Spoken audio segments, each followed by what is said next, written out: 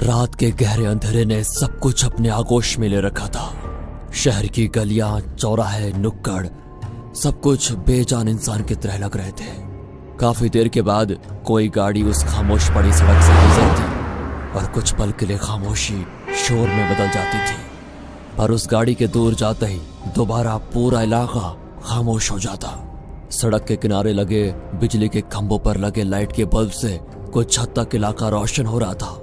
ऐसे ही दूर से आती हुई एक टैक्सी धीरे धीरे आगे बढ़ रही थी। धीमी आवाज में कार के भीतर गाने बज रहे थे। पीछे बैठी लड़की झपकियां ले रही थी तो आगे टैक्सी चलाने वाला आराम से गानों की धुन में खोया हुआ था। आसमान भी बिल्कुल साफ था, इसलिए टिमटिमाते सितारे काफी सुंदर लग रहे थे। तय जगह आने में अभी सिर्फ 5 मिनट का रास्ता बाकी था और ये सवारी को छोड़कर उसे दोबारा कॉल सेंटर के लिए जाना था। सब टाइमिंग से सेट हो रखा था।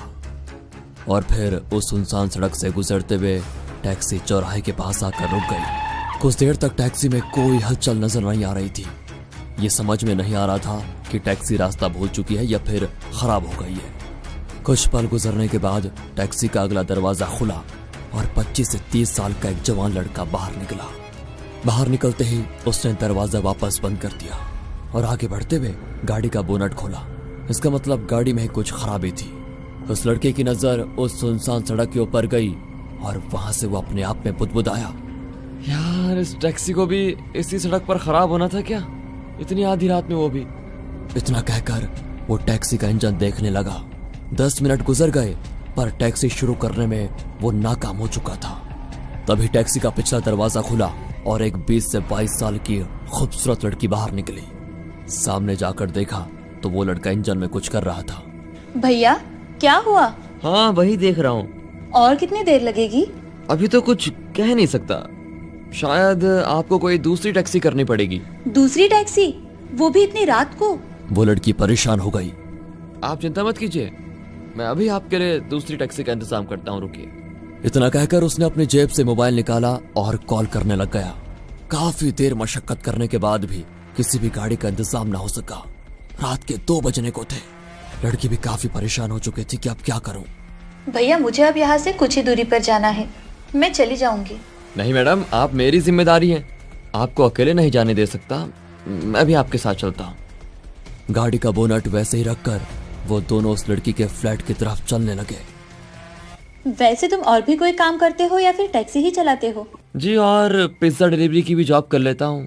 यहाँ तनख्वाह कम है ना, इसीलिए। वैसे आप कौन सी जॉब करती हैं? मैं कॉल सेंटर में काम करती थी। करती थी मतलब? कुछ दिन पहले मेरा एक्सीडेंट हो गया, डॉक्टर ने बेड रेस्ट दी और ज्यादा छुट्टियाँ लेने की वजह से मेरी जॉब छूट गई। ओह, वैसे एक्सीडेंट इसी रोड पर हुआ था या किसी और जगह? इसी सड़क पर हुआ था। उस लड़की की बातें सुनकर लड़के ने कहा, फिर तो आप बड़ी किस्मत वाली हैं। वो क्यों? जहाँ तक मेरी जानकारी है तो जितने भी एक्सीडेंट इस रोड पर हुए हैं ना, वो लोग कोई नहीं बचा।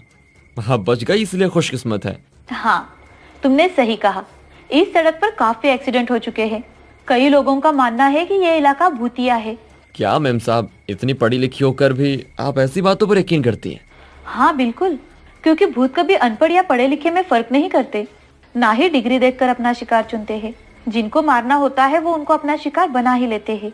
अरे क्या मैम साहब, एक तो आधी रात गुजर चुकी है, ऊपर से ये सुनसान इलाका। अरे कम से कम अच्छी बातें तो कीजिए। ये क्या आपने एक्सीडेंट और भूत भात की बातें लगा रखी हैं? उस लड़के की घबराहट को देखकर वो लड़की गंभीरता से बोली, क्यों, तुम्हें डर लग रहा है क्या? डरो मत, हमारा डर वो भांप लेते हैं और फिर क्या? फिर वो आत्मा अपना रंग दिखाना शुरू करती है। तब जो कुछ भी होता है उस डर को वही समझ सकता है जिसने ऐसे डरावने लम्हों का अपनी जिंदगी में सामना किया है। ओह, लगता है आपने ये सब कुछ काफी नजदीक से देखा है। मेरे उस एक्सीडेंट के बाद काफी कुछ देखा। वैसे तुम देखना चाहोगे? नहीं, मैं इन सब पर यकीन नहीं करता। क्या है ना, ये सब कुछ इंसानी दिमाग की उपज है और कुछ नहीं। उस लड़के की बात सुनकर लड़की ने थोड़ा मुस्कुरा कर कहा, सही कहा तुमने, ये सब इंसानी दिमाग की उपज है। वैसे क्या तुम भगवान पर यकीन करते हो? हाँ करता हूँ ना, भगवान शिव पर अटूट विश्वास है मेरा। दोबारा मुस्कुरा कर कहा, क्या बात है, मतलब शिवजी का एक भक्त शिवजी के दूसरे भक्तों का अस्तित्व ही नहीं मान रहा? मतलब मैं कुछ समझा नहीं। समझ के करोगे भी क्या? दोनों आगे चलते हुए एक पुरानी अपार्टमेंट के करीब आ पहुंचे। खंडर बनी उस अपार्टमेंट को देखकर ही डर लग रहा था। वो थोड़ा परेशान हो गया। आप इस अपार्टमेंट में रहती हैं? ये तो शहर की काफी बदनाम और डरावनी जगह में से एक है। कई कत्ल हुए हैं इस इलाके में। मैं यहाँ नहीं, इस अपार्टमेंट के पीछे वाले अपार्टमेंट में रहती हूँ। इतना कहकर उस लड़की ने उसकी तरफ देखा और बगैर कुछ बोले चलने लगी। दोनों चुपचाप खामोशी से चलते रहे। तभी चलते हुए उस लड़की ने कहा, मेरी पर्स तो तुम्हारी टैक्सी में ही रह गई। रुकिए मैडम, आप यहीं रुकिए, मैं लेकर आता हूँ। कोई बात नहीं, तुम यही रुको, मैं लेकर आती हूँ। और अजीब सी मुस्कुराहट उसके चेहरे पर छा गई। वो बगैर कुछ बोले उस सुनसान इलाके को निहारता चुपचाप खड़ा रहा। उस अपार्टमेंट के इलाके में खड़े ऊंचे पेड़, वो जानलेवा खामोशी, रात के समय अपार्टमेंट के बंद फ्लैट पर उल्टे लड़के चमगादड़। वो लड़की पीछे मुड़कर चलने लगी। वो उसी को देख रहा था।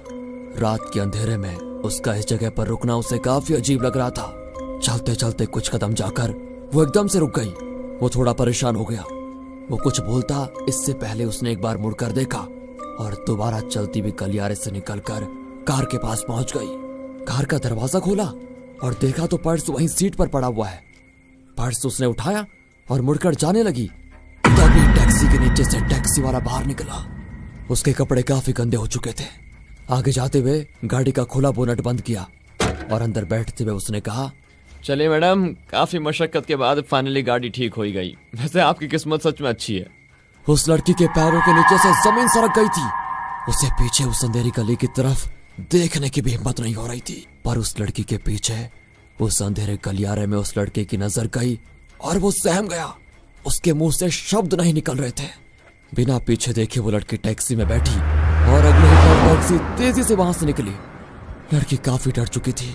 कांपती हुई आवाज में उसने टैक्सी ड्राइवर से पूछा, तुम इतना क्यों डर गए? आपके पीछे उस अंधेरे गलियारे की तरफ से कोई दौड़ता हुआ हमारी तरफ आ रहा था।